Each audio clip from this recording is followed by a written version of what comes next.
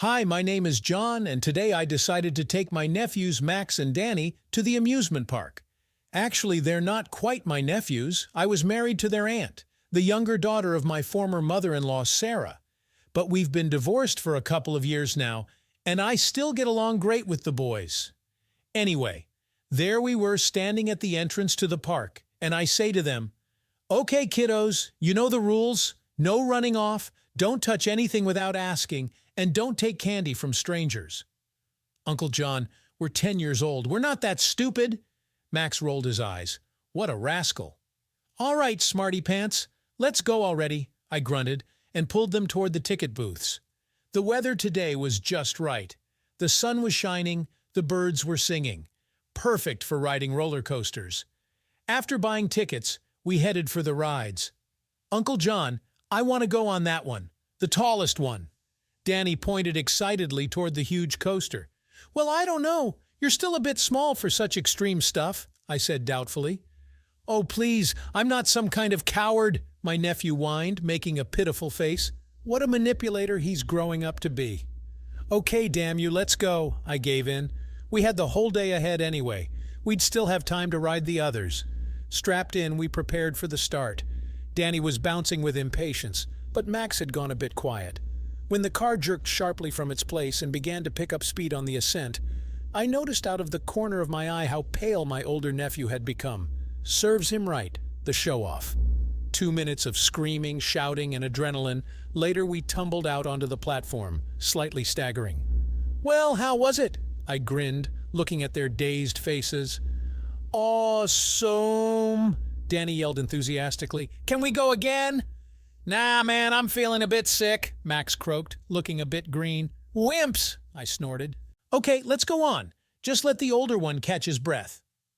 While Max was recovering, I took the kids to the fast food stands for hot dogs, burgers, and such. Got a refuel to have enough energy for the whole day. Grabbing a hot dog and a cup of cola each, we sat down at a table outside. And then, out of the corner of my eye, I noticed a familiar silhouette. Straining my vision, I freaked out. It was my former mother-in-law in person. That same Sarah, the mother of my ex-wife. And with her, judging by everything, were her grandkids from her older daughter. What a meeting, damn it. I was about to sneak away quietly, but no such luck. Danny, the little twerp, recognized her too, and ran toward her with a joyful shout of, "Grandma!" I had to follow him. What else could I do? "Sarah, what a meeting!" I tried to smile as casually as possible. "What brings you here?" "Oh, John, you're here too." My mother-in-law also looked slightly disconcerted.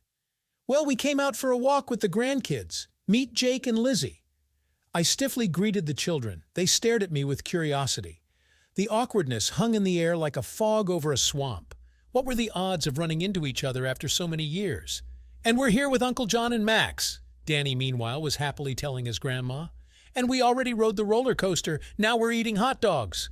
Max, the rascal, as if on purpose, had to blurt out, "Yeah, Uncle John said we need to build up our strength so we can ride the other rides later."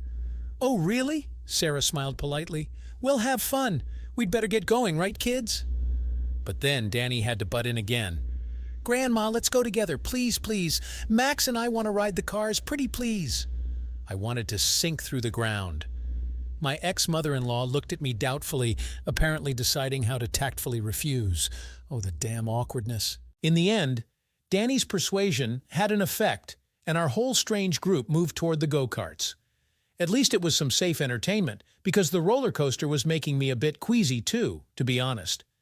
While waiting our turn, I snuck a peek at Sarah. She's held up well, the harpy. Slender, fit, hardly any wrinkles. You can see she takes care of herself. Not like me. I've grown a belly. My hair has gone gray. Divorce, stress, depression, all that. "So, ready for the cars?" I tried to lighten the mood with silly jokes. "The main thing is don't forget your license. The police are angry now. They'll fine you for speeding." The kids started chattering happily, settling into their cars. Sarah glanced at me uncertainly. "Maybe you should go with them. I'll wait here." "Oh no," I suddenly blurted out. "I'll be bored alone. Come on, mother-in-law, let's show these kids how to race." I don't know what came over me. Either the adrenaline from the coaster had gone to my head, or the atmosphere had relaxed me. But Sarah, to my surprise, smiled and nodded. "Oh, all right. You've convinced me. Just don't drive too fast. I've gotten out of the habit of such rides somehow." We got into adjacent cars, and I shouted with a grin, "Okay, kids, let's go. Last one has to do the dishes tonight." The engines roared to life. The cars took off. I immediately pulled ahead, deftly navigating the turns. Out of the corner of my eye, I saw that Sarah wasn't far behind, steering confidently. I'd forgotten that she used to be quite the racer in her youth. Ah, those were the days. 3 laps flew by in no time. I did come in first, followed by Sarah and the kids squealing happily behind us. Slightly cross-eyed, we climbed out of the cars. "Uncle Joan, how did you go so fast?" Danny whined. "I want to do that too." "Practice, kiddo," I grinned. "If you keep practicing, you'll get it too." "Yeah, and in the meantime, young man, practice washing dishes," Max chuckled, elbowing his brother. "Hey, not fair! I'll practice more and beat you all," Danny puffed. Sarah watched our bickering with a smile. When I caught her gaze, there was something in her eyes. Warm, almost like in the good old days when we were still one family. After the go-karts, the kids dragged us to the Ferris wheel. We had to go. What else could we do? We stood in line, Jake and Lizzie whispering about something, Danny and Max arguing about who was the cooler racer. And Sarah and I shuffled next to each other, carefully avoiding looking at each other. "How are you?" I broke the silence, unable to stand the awkwardness. "How's life in general?" "Oh, nothing, taking it easy," Sarah shrugged. "Working, hanging out with the grandkids. And you?" "Same thing, basically." I hesitated, not knowing what else to say. "Hanging out with the boys, as you can see." Sarah nodded, glancing at Max and Danny. "Yeah, the boys adore you, that's obvious."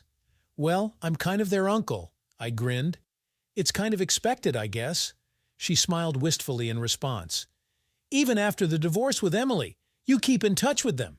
That's great, not like some people."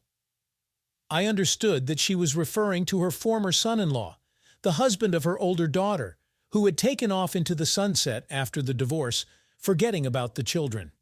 Yeah, Jake and Lizzie were unlucky with their dad. "Come on, I can't abandon them," I tried to sound cheerful. "And I've gotten attached to the little rascals. What can I say?" Then it was our turn, and we settled into the cabins. As luck, or misfortune, would have it, Sarah and I ended up together. The kids piled into the next one with joyful shouts. The wheel slowly moved, carrying us higher and higher. I glanced at Sarah. She was thoughtfully looking at the cityscape below. The breeze ruffled her chestnut hair, which was streaked with early gray, and on her lips played a slight, somewhat sad smile. Damn, how good she looked now.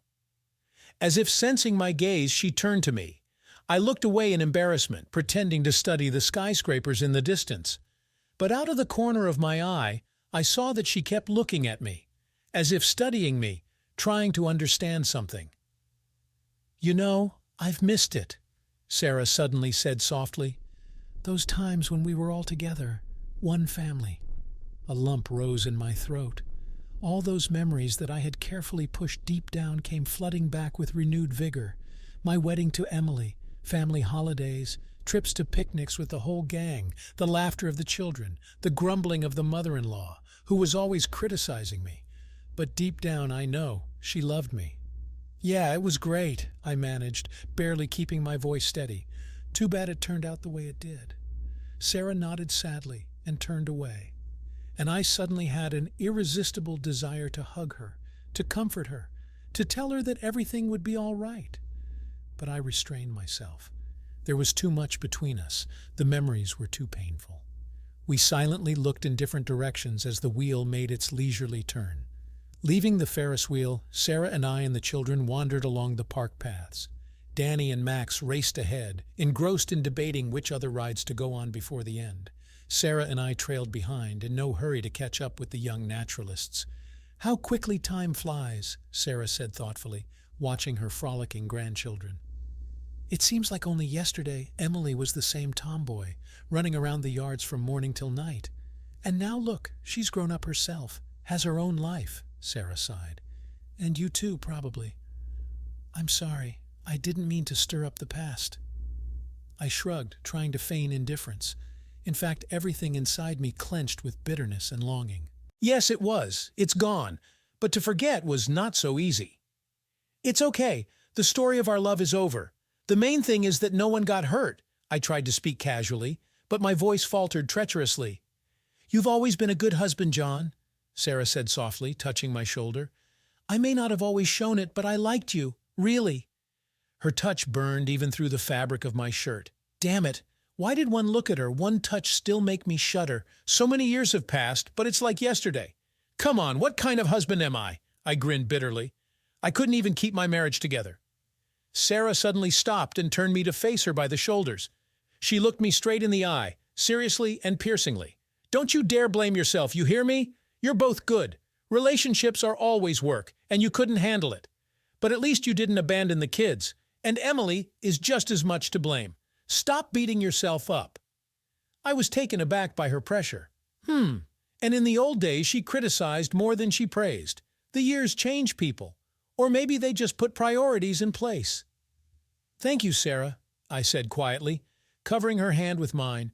Really, thank you. I needed that. For a few moments we stood like that, looking into each other's eyes, not noticing anything around us. And I felt a spark pass between us, as if, like in the good old days, when we were still one family. The spell was broken by the joyful shout of Danny running up. Uncle John, what are you stuck for? Come on, there are such cool spinners here. Sarah and I jumped apart from each other, smiling awkwardly. The moment was hopelessly ruined. But that warm feeling that had flared up between us didn't go away. It just lurked for the time being. Okay, kiddo, let's go, I sighed, winking at Sarah. Let's have one last ride. And we went to the rides, stealing glances at each other from time to time. The rest of the day flew by in a flash, in laughter, squeals of children on the rides, good-natured bickering and exchanges of nostalgic glances. When the park was already closing, Sarah and I exchanged phone numbers. We kind of agreed to go for a walk together again sometime, but even then I understood. She wouldn't have given me her number for nothing. Her glances were too eloquent all day, and something inside me responded to them with a sweet shiver. The next morning I woke up with a heavy head and confusion in my thoughts. The events of the previous day were spinning before my eyes, giving me no peace, especially our moment with my ex-mother-in-law on the Ferris wheel, and how the tension sparked between us afterward. And what to do now? Call her? My painful reflections were interrupted by the ringing of my cell phone. My heart raced in anticipation. Could it be Sarah? But no, Max's number appeared on the display. Uncle John, are you home? My nephew chattered happily. I wanted to show you my skateboard. I learned a new trick. Check it out, huh? I sighed, rubbing my temples. What a restless kid. But maybe it's for the best. To unwind. To distract myself. No need to mope and suffer nonsense. Okay, come on over, I agreed. Just not for long, I still have to... In general, I have things to do. I really did have things to do. To kick thoughts of Sarah out of my head. To come to my senses. Max arrived half an hour later, and he and I hung out in the garage. No matter how hard I tried to concentrate on my nephew's tricks and bikes, my thoughts kept running back to yesterday's memories. Uncle Joe, why are you so gloomy? Max finally couldn't stand it. Did something happen? I smiled wanly, tousling his hair. Oh, just adult problems. It's okay, we'll get through it. Then my phone beeped with an incoming text message. I glanced at the screen and choked on air. Sarah. My heart raced, my mouth went dry. With shaking hands, I opened the message. Hi, John. Want to meet up today? We need to talk. Alone. At 7 p.m., same place as yesterday? My mind raced feverishly. Alone, then? What is she talking about? Could it be...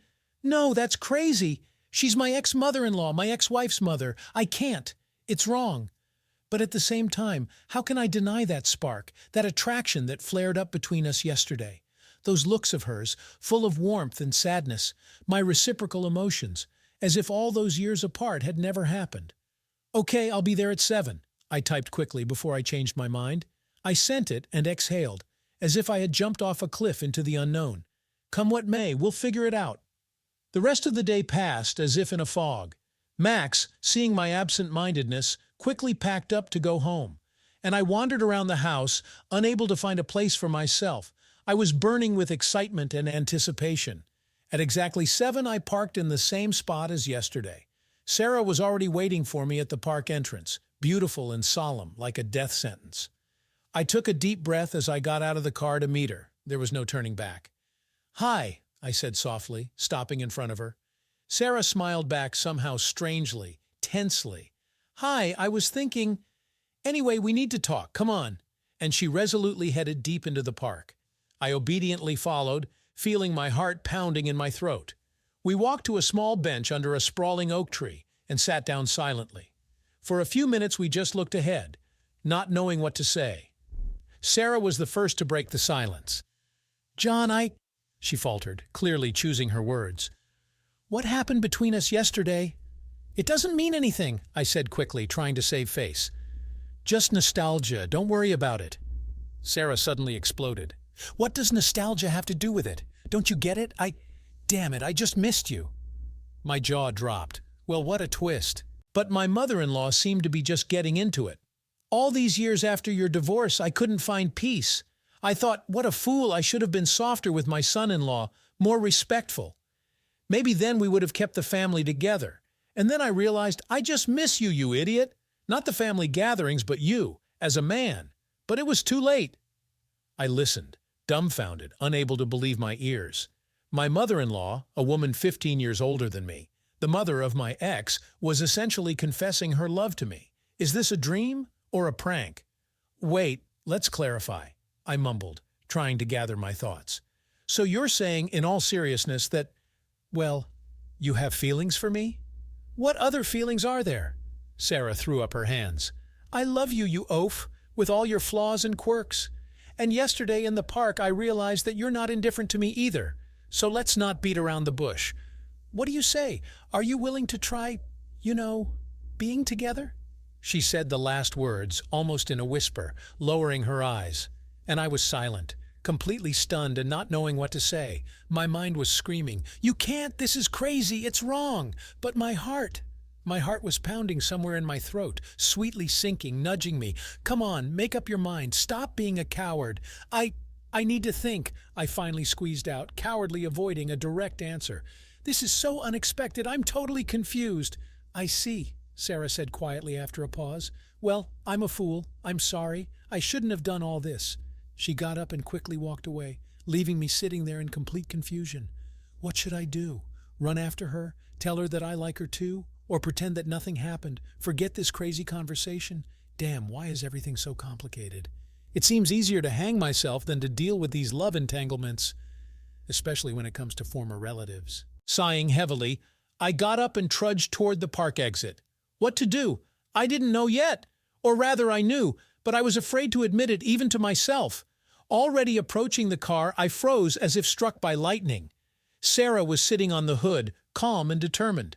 What? She waited here all this time while I was messing around on the bench? Wow! "It took you a long time to gather your thoughts," she remarked, smiling slightly at the corners of her mouth. "Well, have you thought of anything?" I took 2 steps forward and pulled her to me. Our lips met, crushing each other in a greedy, hot kiss. "To hell with it all! Come what may!" Sarah wrapped her arms around my neck and pressed herself against me with her whole body. It was as if electric shocks ran through my skin. Ancient, primal instincts took over. My mind shut off completely. We kissed with abandon, passionately, as if for the last time. Somehow tearing ourselves away from each other, we tumbled into the car right onto the back seat and continued where we left off. Kisses, bites, hot caresses, bodies intertwined in a wild primeval dance. Sarah was already over 50, but damn how good she was. Seductive curves of the body, soft skin, a passionate gaze. It all drove me crazy. We feverishly enjoyed each other, aching with desire. Clothes flew off, exposing heated flesh. Hands and lips slid over bodies, giving incredible pleasure. We entwined in an embrace, becoming one. Blood pounded in the temples, hearts raced wildly, and hoarse moans escaped from the chest. Passion eclipsed reason, drowned out all arguments against. There were only the 2 of us left, naked, hungry, burning in the flames of forbidden love. And let the whole world wait. Let foundations and prejudices collapse. Only we existed now. Waves of ecstasy washed over us, giving incredible bliss. We arched in sweet convulsions, clinging to each other like a lifeline. Again and again, over and over, until we were completely exhausted, dissolving in the aftertaste of stunning pleasure.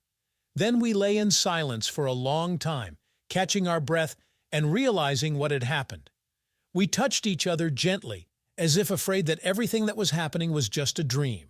But no, this was reality. Hot, passionate, exhilarating reality.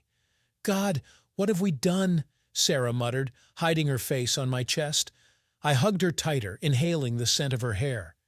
Don't think about it. The main thing is that we're together. The rest is unimportant.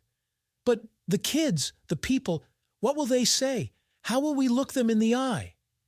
If you love, you don't care about anyone. We'll figure it out somehow. In fact, I myself had no idea how we were going to wriggle out of this. But to leave Sarah after everything that happened between us was beyond my power. No, now we're tied together, no matter what happens. That night we made love for a long time, with abandon, frantically, reveling in each other. And then, exhausted, we fell asleep in an embrace, feeling that from now on, everything had changed, irrevocably and irreversibly. Morning brought awkwardness and embarrassment. We avoided looking each other in the eye, hastily getting dressed and putting ourselves in order. What's next? How to live with this burden? The questions tormented me, but there were no answers yet. Listen, about last night, I began, but Sarah cut me off. Let's not for now. It's too much. We need to think, to decide. But you don't regret it, do you? I mean, for me, it's not just... For me, too, she admitted quietly. But you understand yourself how complicated it all is. We need time. I understood. I understood all too well. It's one thing to give in to a momentary impulse, and quite another to build a relationship, especially such ambiguous ones, to put it mildly. Okay, we'll think about it, I sighed, hugging Sarah goodbye. Just don't disappear, okay? Don't vanish from my life. I won't, she smiled warmly, kissing me on the corner of my mouth. We're tied together now, remember? Saying goodbye, we went our separate ways home. Everything inside me sang and trembled, despite the oppressive uncertainty. Well, come what may, we'll get through it. Together, we'll get through it. Did you like this story? Let us know in the comments what you liked. Subscribe to our storytelling podcast. Also, don't forget to like and ring the bell so you don't miss more interesting stories. See you soon.